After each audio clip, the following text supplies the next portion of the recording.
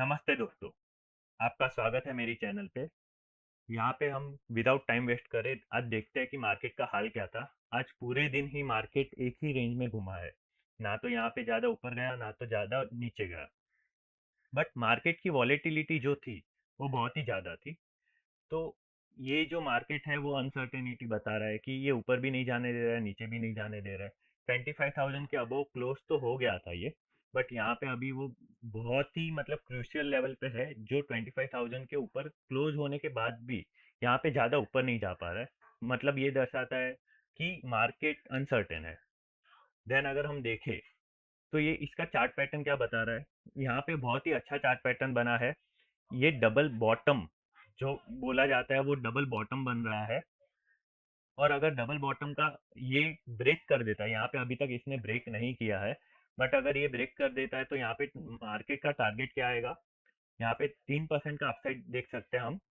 और nearly nearly ये almost 25,800 के ऊपर जा सकता है अगर ये ब्रेक होता है। तो अभी तक यहाँ पे मार्केट ने इसको ब्रेकआउट नहीं दिया है, तो हम कह नहीं सकते कि ये कब ब्रेकआउट होगा, क्योंकि यहाँ पे बहुत ही अनसर्टेनिटी का माहौल बन रहा है। तो यहाँ से ये नीचे भी जा सकता है। देन अगर हम देखें मार्केट पिछले एक साल से सेम आज जैसे निफ्टी में हुआ कि अनसर्टेन है, ऊपर भी नहीं जा रहा है, नीचे भी नहीं जा रहा है। तो सेम 1 ईयर पास्ट 1 ईयर में भी निफ्टी ने ना तो यहाँ पे कुछ बढ़त दिखाई है, ना तो ज्यादा गिरा है। सेम रेंज में ये घूमे जा रहा है। कभी ऊपर जाता है, कभी नीचे जाता है। कभी वॉर का टेंशन आ जाता है, कभी डोनाल्ड ट्रंप टैरिफ लगाने की बात कर देता है, टैरिफ लगा देता है। तो ये अनसर्टेनिटी के माहौल में पिछले 1 ईयर में हमारा मार्केट ने थोड़ा भी परफॉर्म नहीं किया है।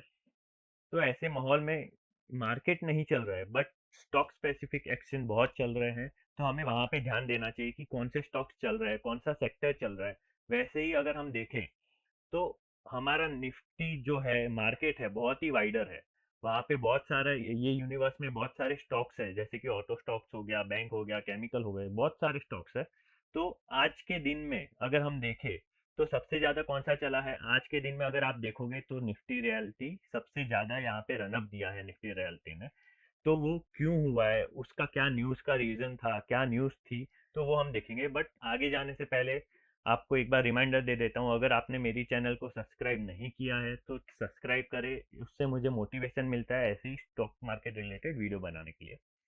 तो रियलिटी स्टॉक्स आज क्यों भागे, आज क्यों रियलिटी स्टॉक्स ने रनअप दिया। तो रियलिटी स्टॉक के बारे में जो न्यूज़ आई थी, तो आज कोई कोई स्टॉक्स ने 12% जितना रनअप दिया है ये सेक्टर के अंदर। तो वो क्यों हुआ है, तो यहाँ पे न्यूज़ क्या थी, realty stocks jump 12% after government plan to provide incentive for data centre builders. तो यहाँ पे क्या कहा जा रहा है, जो भी डेटा सेंटर जैसी बिल्डिंग बनाएगा, डेटा सेंटर जहाँ पे मतलब बड़े बड़े कंप्यूटर रखे जाते हैं, बड़े बड़े डिवाइसेस, स्टोरेज डिवाइसेस रखे जाते हैं, अगर कोई भी अगर ऐसी बिल्डिंग बनाता है जो डेटा सेंटर के रिलेटेड हो, वहां पे उनको इंसेंटिव मिलेगा।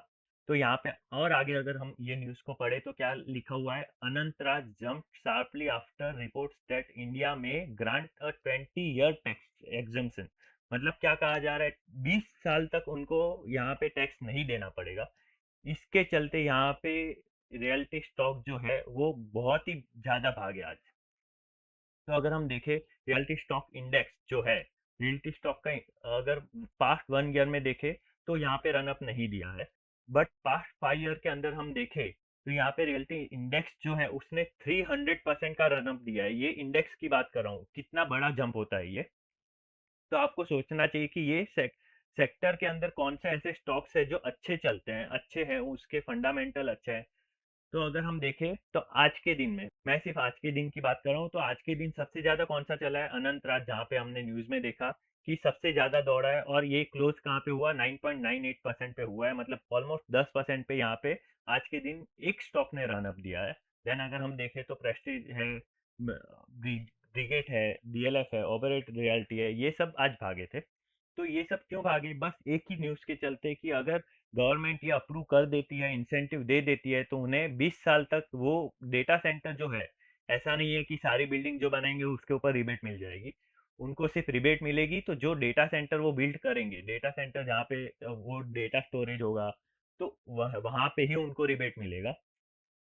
देन हम देखेंगे कि रियलिटी स्टॉक में मार्केट कैपिटलाइजेशन के हिसाब से कौन से बड़े बड़े स्टॉक्स है। तो यहाँ पे रियलिटी स्टॉक का मैंने पूरा रियलिटी स्टॉक के अंदर जितने भी स्टॉक्स आते हैं वो ओपन किया है। तो यहाँ पे आ जाता है मार्केट कैप के हिसाब से डीएलएफ सबसे बड़ा है, सबसे ज्यादा मार्केट कैप उसका है। उसके बाद लोधा डेवलपर हो गया, प्रेस्टीज हो गया। तो जहाँ पे अनंत राज यहाँ पे जो सबसे ज्यादा भागा था आज, उसका मार्केट कैप कितना है? 20,221 करोड़ का यहाँ पे उसका मार्केट कैप है। तो ये छोटी कंपनी नहीं है, ये बड़ी कंपनी है।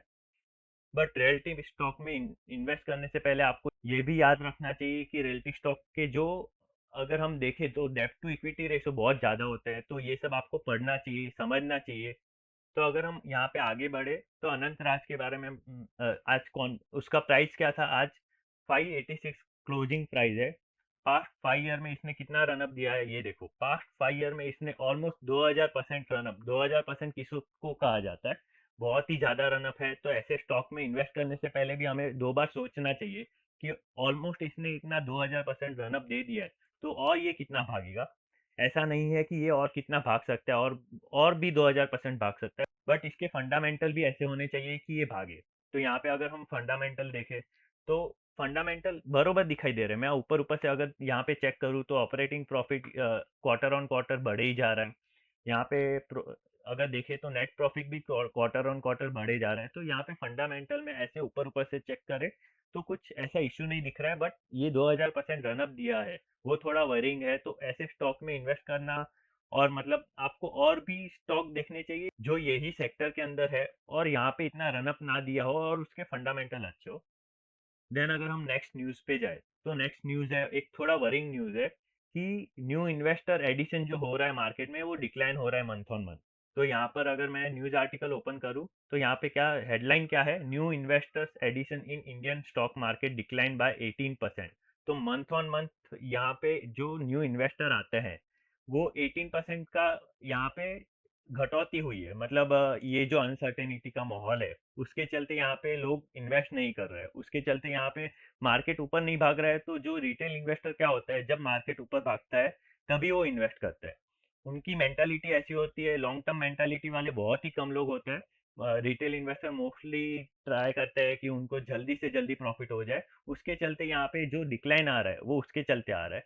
तो यहाँ पे अगर मार्केट में, स्टॉक मार्केट में डिक्लाइन हो रहा है इन्वेस्टर का, तो वैसे ही यहाँ पे ये जो इम्पैक्ट आएगा वो म्यूचुअल फंड के ऊपर भी आ सकता है आगे चलते। अगर मार्केट परफॉर्म ना करे, ये ट्रम्प जो टैरिफ लगाया जा रहा है, रसिया और यूक्रेन की वॉर चल रही है, हमारी बीच में पाकिस्तान के साथ वॉर हुई थी।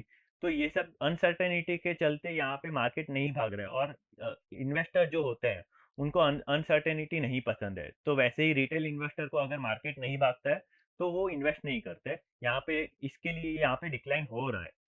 तो ये आप देख सकते हो month on month August due to tariff shocks, यहाँ पे लिखा हुआ है टैरिफ के शॉक्स के चलते। और भी बहुत सारे रीजंस हो सकते हैं जो इन्होंने कवर नहीं किए हो। और भी आपको ऐसी न्यूज़ देखनी है तो मेरी चैनल से जुड़े रहे। Thank you. जय हिंद।